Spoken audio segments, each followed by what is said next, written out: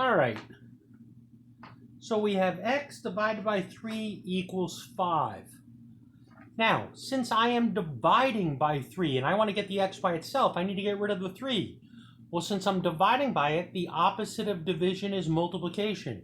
So if I multiply both sides by 3, that 3 simplifies out, the multiplication and division cancel. I get x equals 5 times 3, 15. So x equals 15 is my answer. You could substitute it into the original problem to double check that it works. Now, my next problem, 2/5 x equals 8.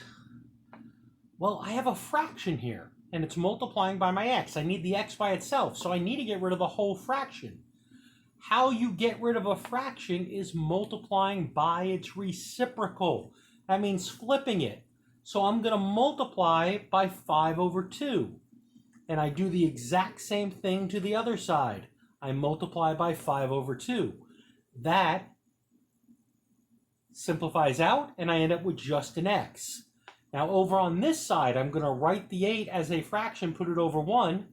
I could multiply straight across, or I could simplify first. The 2 goes into itself once. It goes into 8 4 times. Multiply straight across, I end up with 4 times 5, which is 20.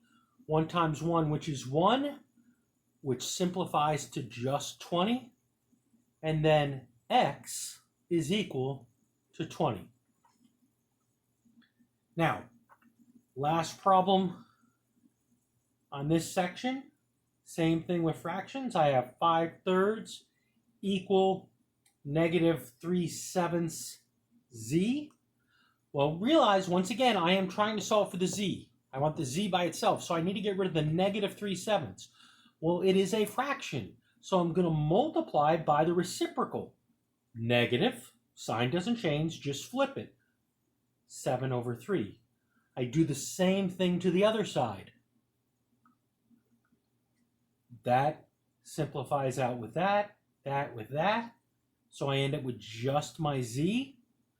Over here, nothing simplifies because you always do it top to bottom, either diagonally or straight up and down. So I multiply straight across. -7 times 5 is -35, and 3 times 3 is 9. So our answer is z is equal to -35/9.